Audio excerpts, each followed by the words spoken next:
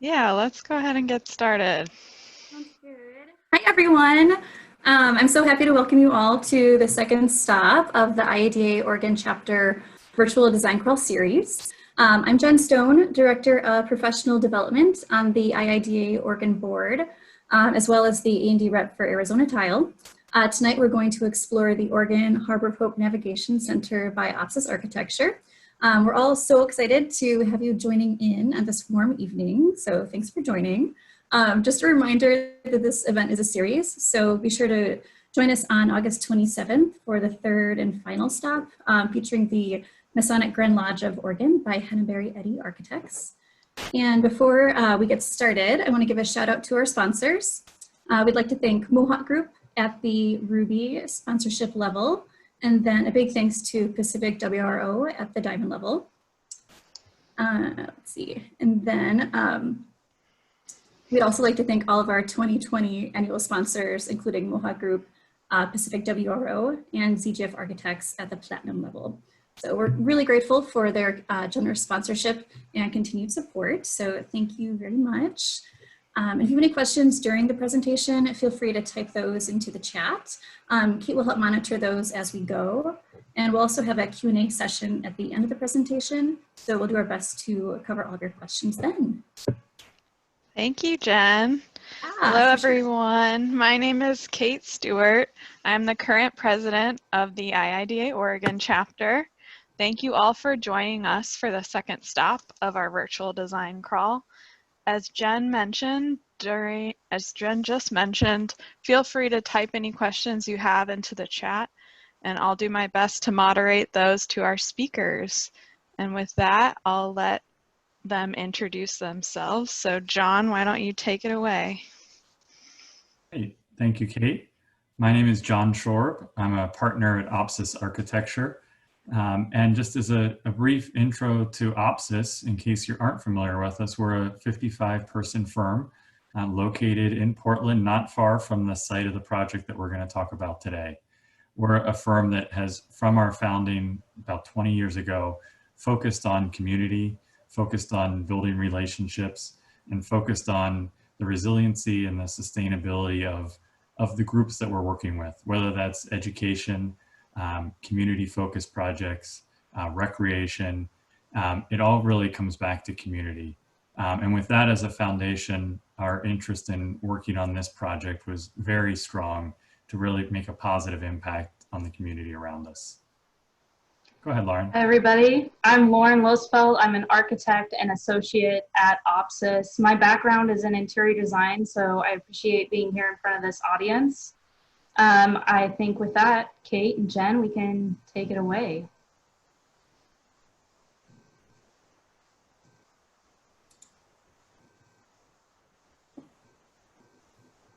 I was just going to share a screen, right?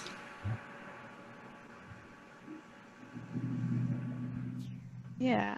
And I'm not yet able to yet, Kate.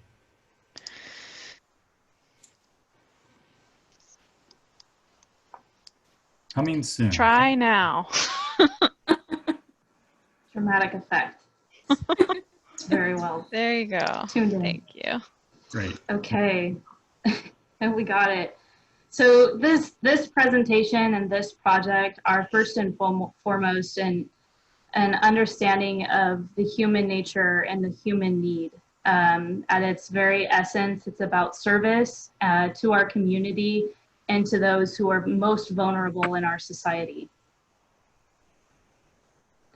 The City of Portland, Multnomah County does a point in time survey biannually, and these numbers represent statistics of the homeless in one night in Multnomah County. We have nearly 14,000 houseless in our city, 60% of whom are male. One more slide. There we go. There we go. Men tend to be Caucasian, 6% African American, which may seem like a small percentage, but in comparison to the African American community in Portland, 6% is a hugely disproportionate rate of those people who are experiencing houselessness on our streets. So as we begin to share the story of the Navigation Center, we really wanted to share how we originally became involved with Oregon Harbor of Hope and where our kind of passion for kind of addressing this need began. And we've been feeling this for a while, this mounting need in our community. And 3 or 4 years ago, the Stitch design competition was issued. And the Opsis team jumped in wholeheartedly to really analyze this competition as an opportunity to both analyze and study, where are the services in our city, which is what the map on the right is beginning to look at. What are those connective tissues that support and hold all of us in our community, and start to study locations that are right, and where those gaps are geographically around the city. The competition was really focused on two things. It was focused on transitional housing, and it was also social services. And how do we blend those two together to provide those wraparound services that are so critical to help people move from the street to something further?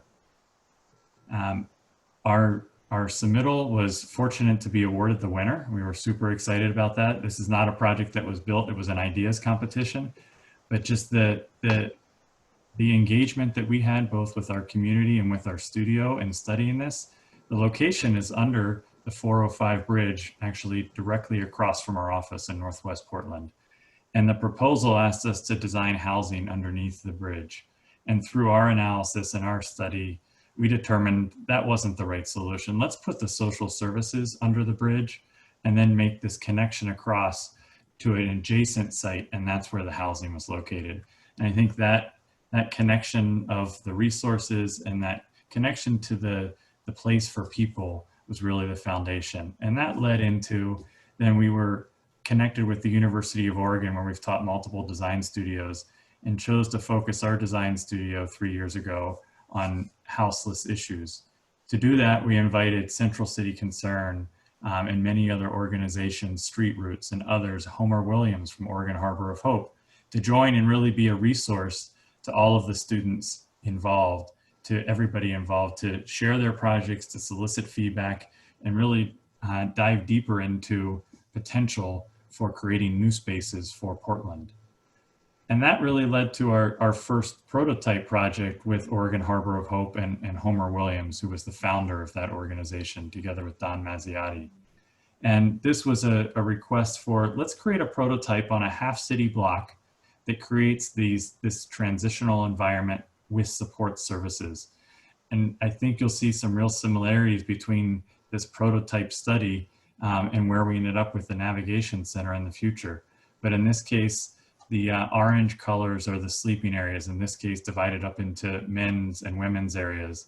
The yellow circulation space and meeting space in the middle is about creating a place not just to sleep and to bathe, but also to live, to spend time here, to not have to leave in the morning and then come back at night, as well as an exterior courtyard area. There are a lot of concerns and worries by some residents of entering buildings, of safety and security of pets. And having this courtyard as a safe outdoor space connected really was providing that kind of next level of protection or of support. And that led to a rendered view of this entry courtyard, providing that abundant daylight access, the visual connection through, and that safe place to be that then could be closed off and secured at night. So if someone wanted to spend the night outside in the courtyard rather than inside, that would be a possibility too. So those studies really led us to where we are here talking about the Navigation Center. And this is first to set that there were so many people, countless organizations and people who tirelessly put blood, sweat, and probably tears into this project and seeing it through. Too many to even really paste on one slide. Everybody from, of course, Harbor of Hope, who initially had the vision, Transition Projects, who manages this site, and many others in our city.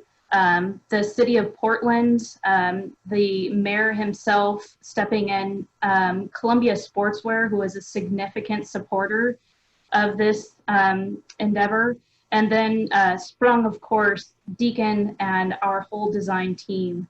who saw this effort through. And where it really started was that one in the center sprung. So through a number of different tours of the leadership of Oregon Harbor of Hope going through to California, a neighboring state that has a very significant houseless issue, much higher numbers than what we see here, had been utilizing sprung's prefabricated, pre-engineered structures to quickly provide shelter to those in the inner city. So this one here is in San Francisco and is a very similar model to the Navigation Center and became kind of the beginning of our Navigation Center here at the Broadway Bridge in Portland. You all may have seen or known the Navigation Center first in this image on the right-hand side, and you may have seen it in the DJC. It really kind of lacked inspiration, but showed that we were using an infill site in the center of the city to provide housing to the community, and a very well-off community, I'll say.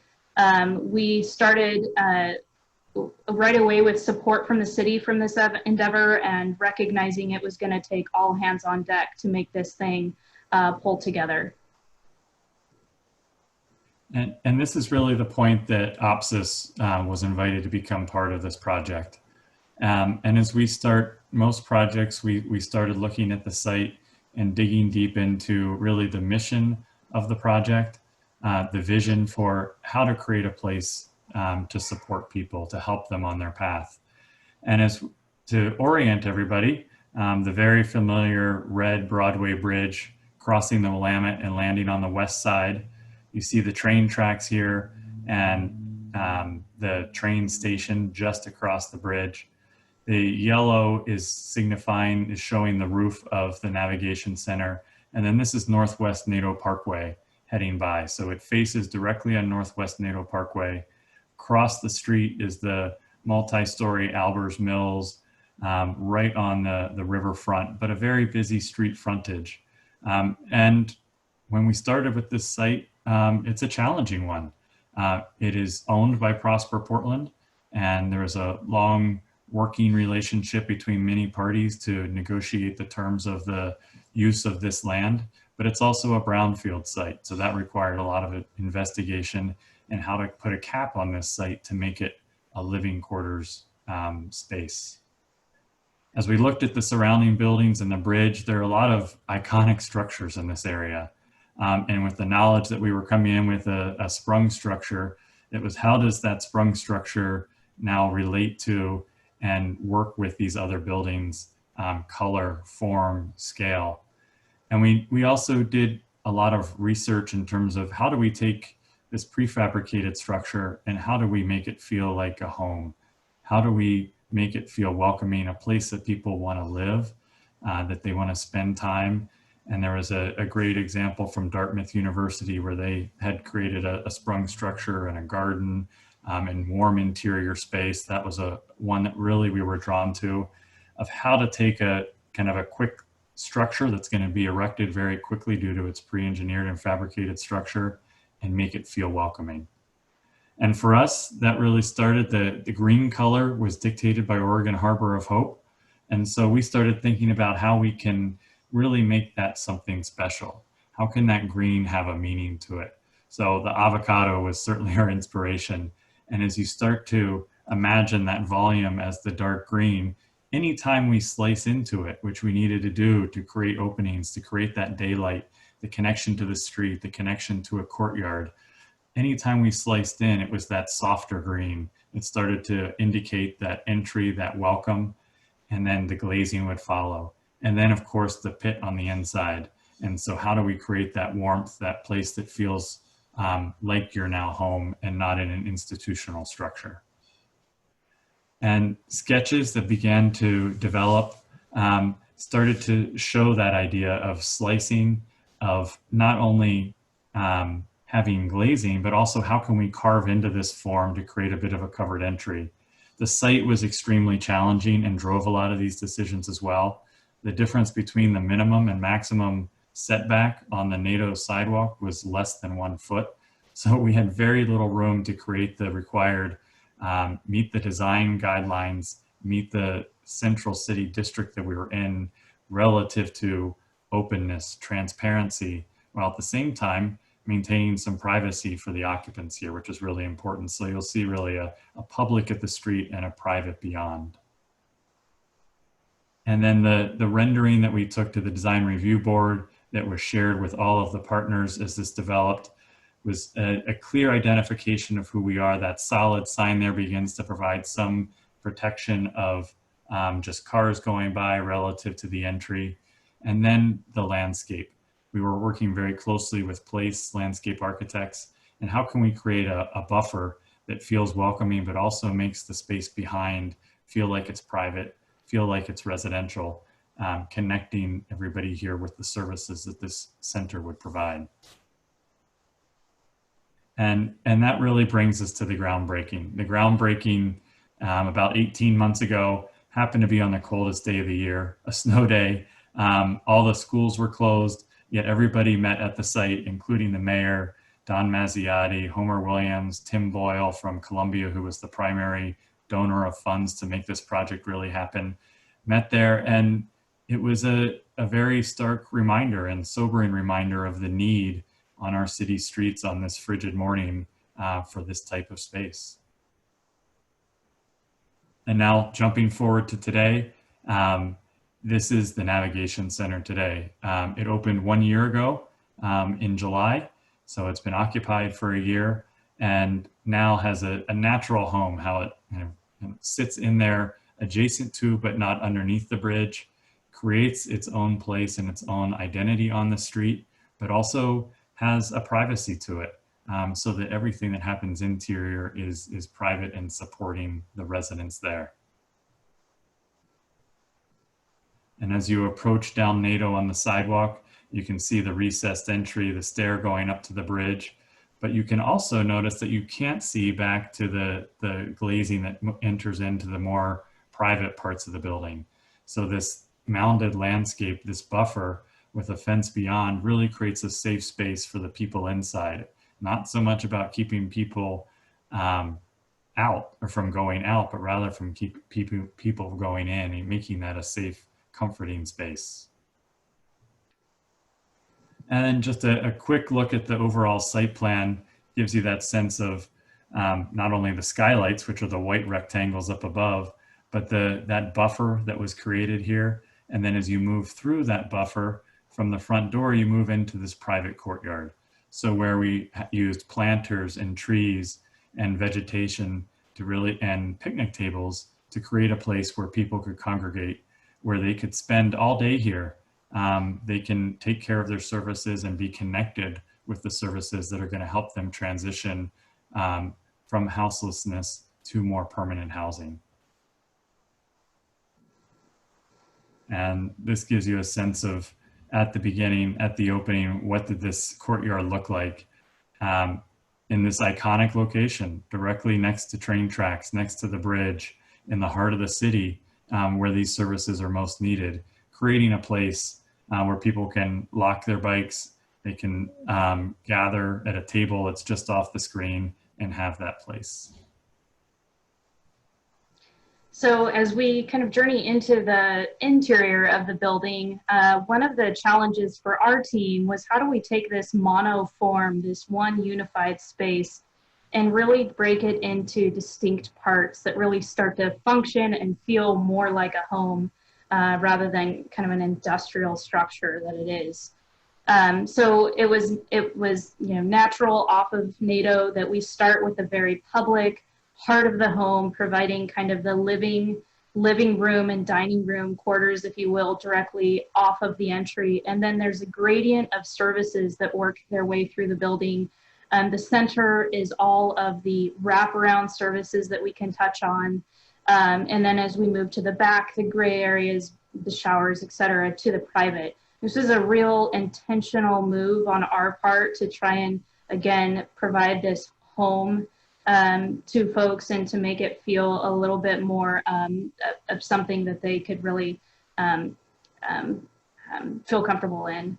And at the center of the building, we opened up and used that expansive glazing to connect back to the courtyard. We really felt that connecting folks to the courtyard, to natural light, and keeping the courtyard off of the center of the building provided immediate access from any point in the building to an open space. You know, having private open space for a lot of folks who utilize the service of the Navigation Center is extremely rare and extremely unique, that they have that condition. So we certainly wanted to protect it. As we look closer at the front of the building, we have a dining area for 50 and a servery where daily organizations would come in and provide, the Gospel Union would come in and provide meals to the people here. We had a conference room providing an opportunity for folks like Alcoholics Anonymous, excuse me, to come in and do sermons and to provide a meeting room for folks. There was a couple meeting rooms off to the side too that would allow people to meet with managers on site who are constantly working to find affordable housing for those at the shelter. And then as we go towards the back, the services, John, the services were laundry there at the center, thank you. The orange square in the center, the laundry facilities that were openly used by anybody, any patron at the center. The showers and restrooms were at the center, and we even incorporated an exam room. So again, weekly providers would come in and provide eye exams or physical exams, mental health exams, anybody who was in need, anyone from the community, and many organizations would come in and provide those services at free to the shelter. And then of course, as we go into the back, there is shelter beds there for 100. The shelter, I should also say, is a low or no barrier shelter.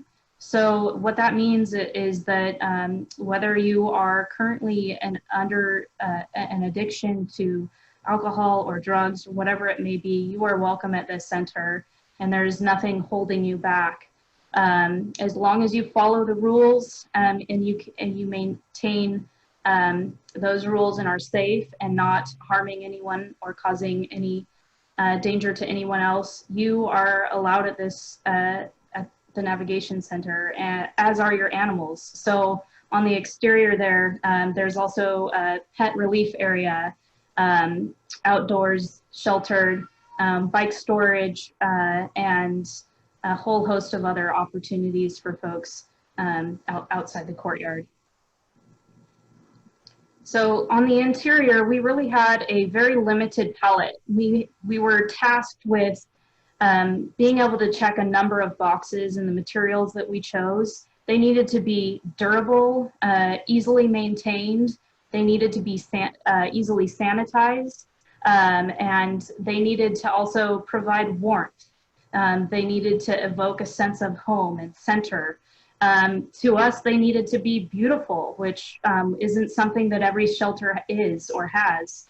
And it needed to be a part of a whole building concept. And that's where the avocado really came into play for us. So if you imagine the avocado, this is the pit, right? This is the seed, the warmth of the interior wood wrapping around those services.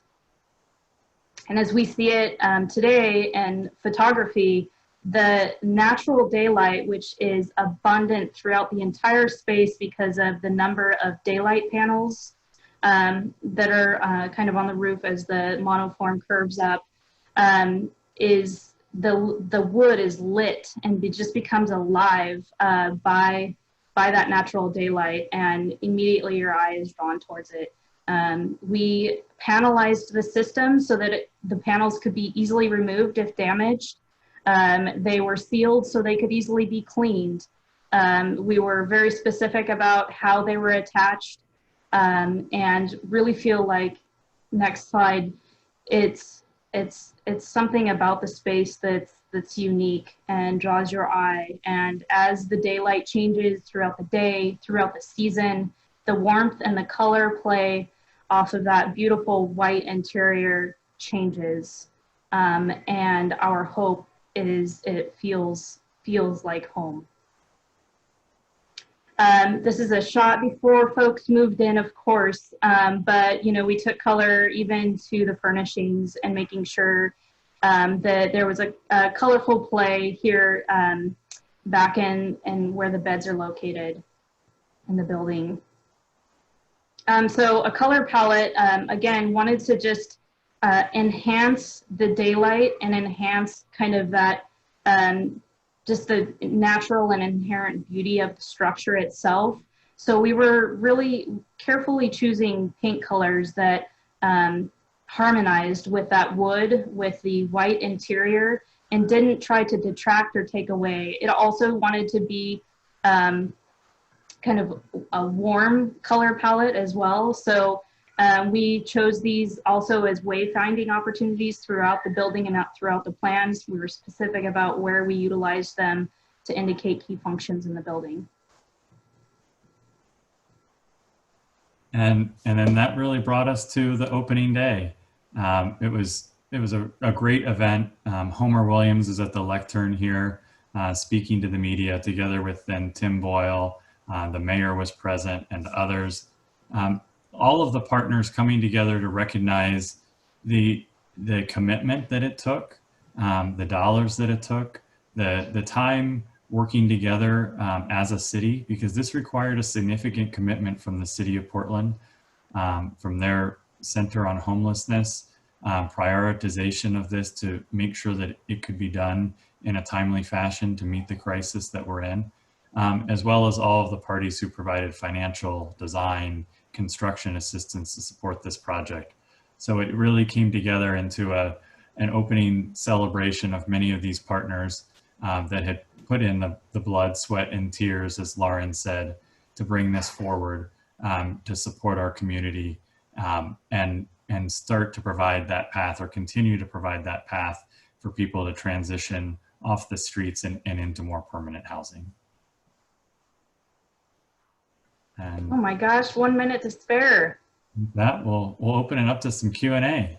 Nice. Perfect timing. Okay, so feel free to type questions into the chat. I'm gonna kick it off with a question for you. Is there a particular design moment in the space that you're proud of? Most proud of? Ooh, that's a good one. I would say, if I had to choose, John, and I'm interested to know what yours is, I would actually say the entry is probably one of my favorite, because it was so technically complicated with a number of overlays and requirements that planning and zoning had put on us, the amount of scrutiny from the community and from our team too at Opsis in making that work. It was the collision of everything, whether it was TPI, who really needed to have a secure and safe entry. They wanted to pull it back off of the street, or the city, who wanted it to be more forward facing and more transparent. So I feel like I feel like the entry really hit that mark of finding and striking a balance. It also required quite a bit of dedication from Sprung. We were asking the system to do something it's not typically made to do.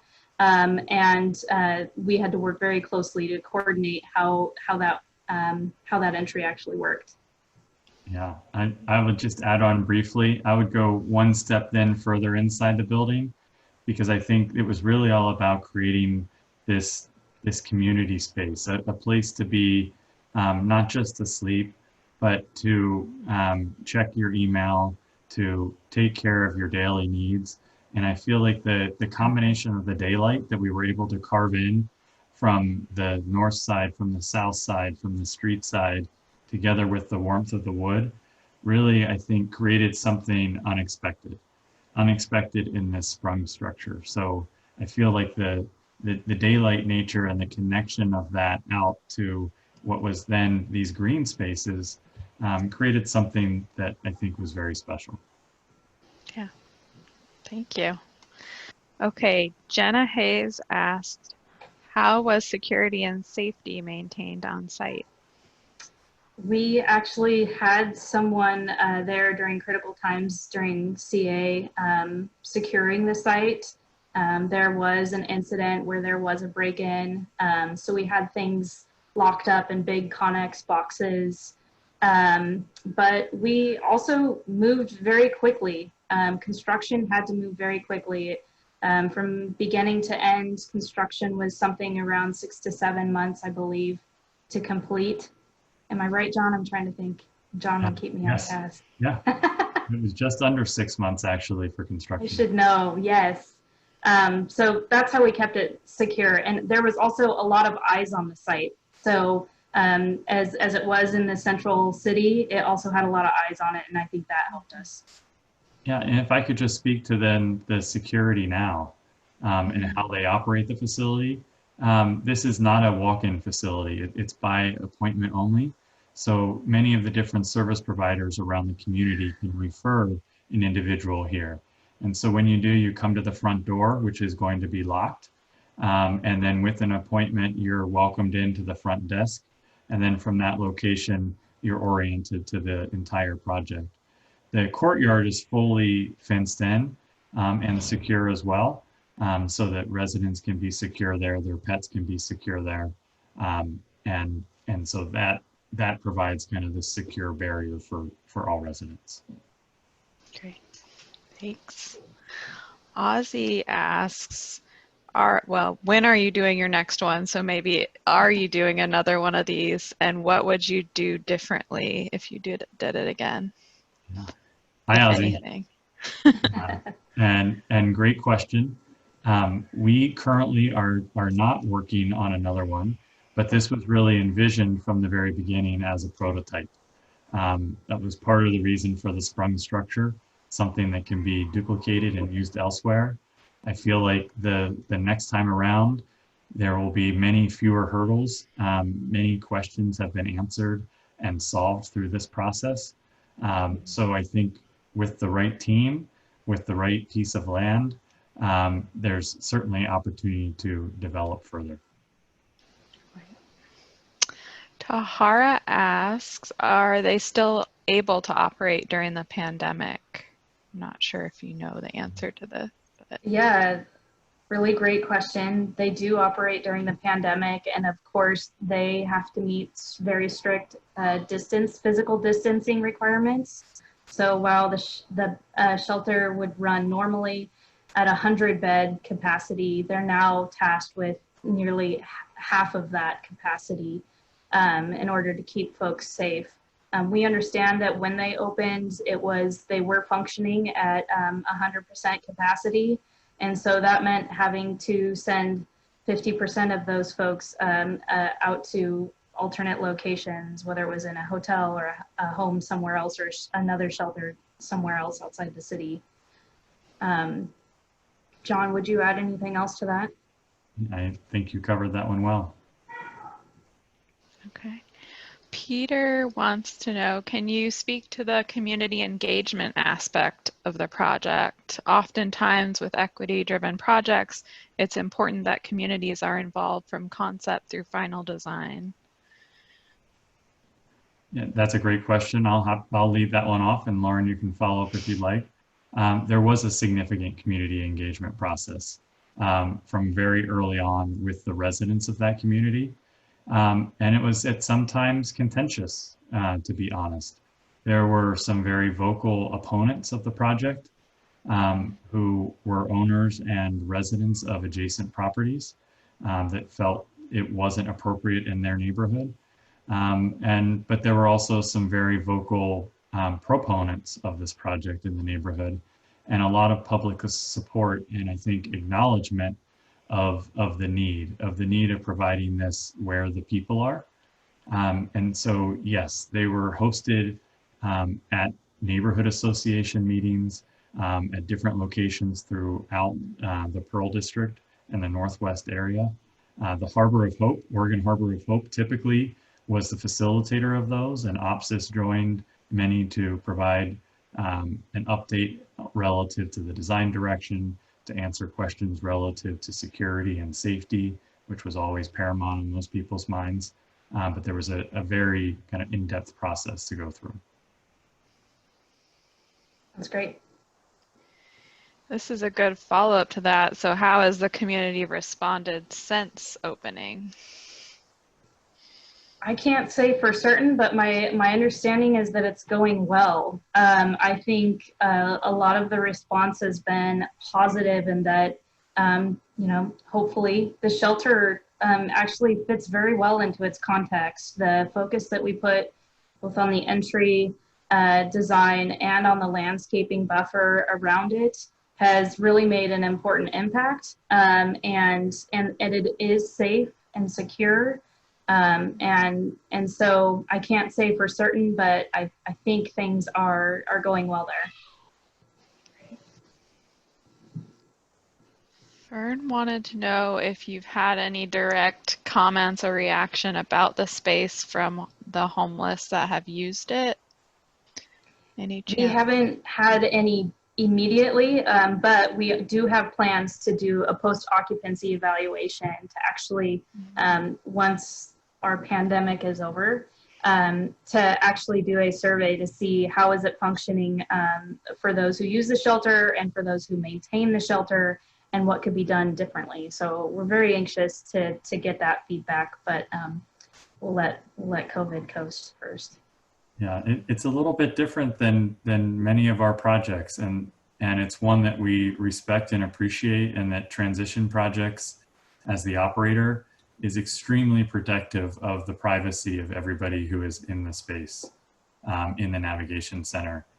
So essentially, once it opened up, the design team and visitors are really no longer part of the project there.